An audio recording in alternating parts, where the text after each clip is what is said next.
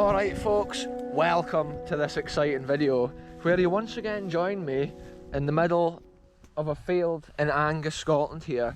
And today we've come to a special field, and I've actually got a bit of history here on my phone about this location, and it's really interesting.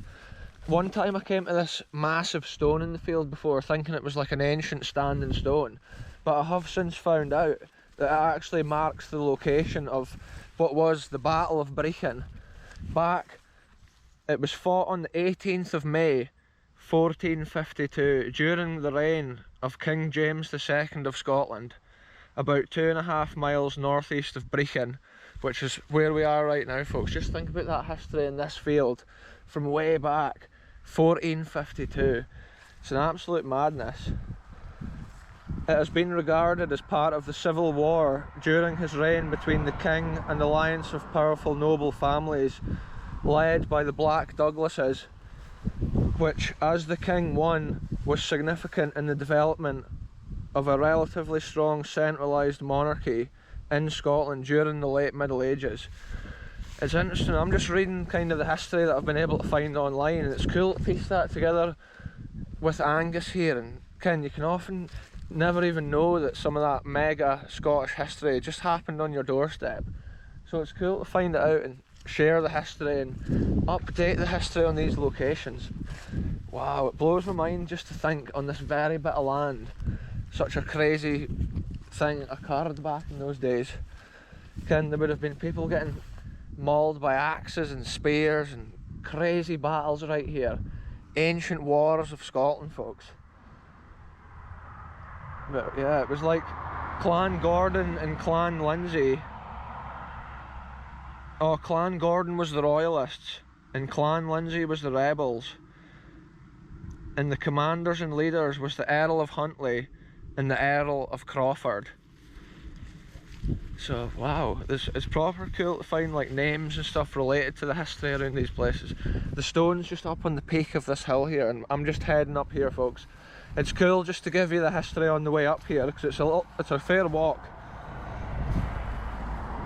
It says a royalist army formed by the Clan Gordon and Clan Ogilvy, led by Alexander Gordon, 1st Earl of Huntly, defeated the rebel Alexander Lindsay, 4th Earl of Crawford, a leading ally of the Black Douglases, who was known as the Tiger. Shortly after, Crawford submitted to the king, and that links up with the history we learnt recently at the Stracathro graveyard. We were in a Stracathro kirk, folks, and found out that piece of history, which links with this piece of history we're finding out here, and it's cool to put the pieces of the puzzle together. Wow, it is so cool to find out about that. Yeah, shortly after, Crawford submitted to the king, leaving the Black Douglases more isolated to be defeated at the Battle of Arkenholm in 1455. However, it has been argued that it was a localised conflict in the northeast of Scotland, of only limited relevance to wider conflicts in Scotland as a whole, in spite of the fact that the Gordons fought under the royal banner.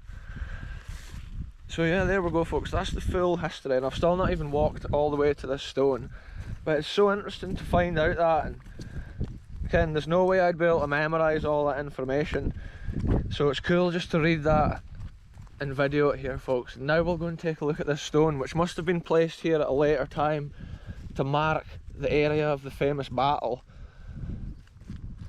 Wow, and it must have just been a madness at that time. The land's changed so much since then. Ken, there was maybe even trees and stuff, or this could have been like a heather hill here, whereas now the ground's all been drained and like reclaimed and kind of obviously used for farming most recently. So yeah, let's head on up to the stone, folks. We're just about there. These adventures are crazy. This is actually just like a weeknight adventure.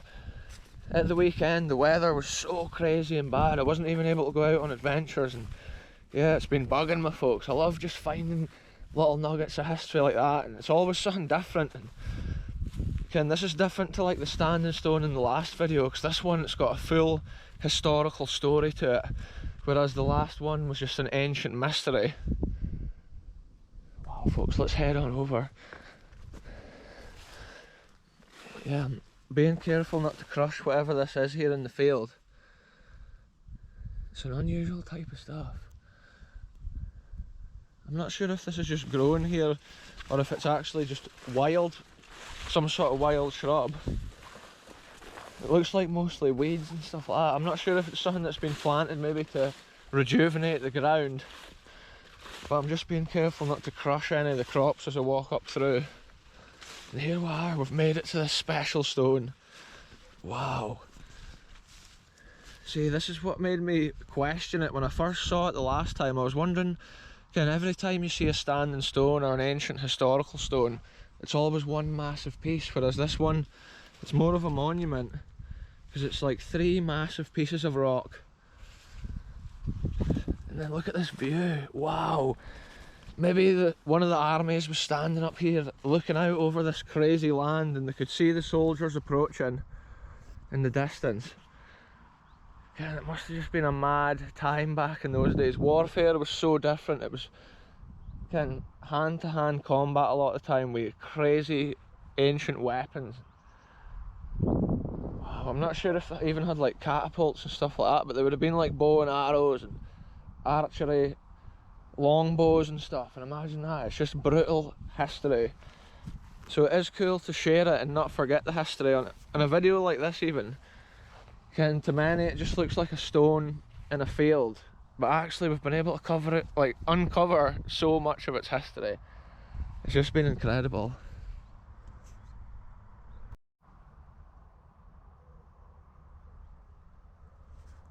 It's incredible, folks. Just think what a peaceful, incredible spot this is tonight, and then think back, like 18th of May 1452, the crazy carnage and hustle and bustle that must have been on this hilltop. It's just a madness to imagine that ancient history, and yeah, it's cool just to see the stone. I'm not sure when it was put up, like how long after the battle, like I'm not sure when this was put up, but it is cool, it's here, and it's cool that I've been able to find this out, update the video. And I was going to come here sooner, but literally the weather, folks, it's just been absolutely insane, and there's total mad flooding and stuff. It's been crazy.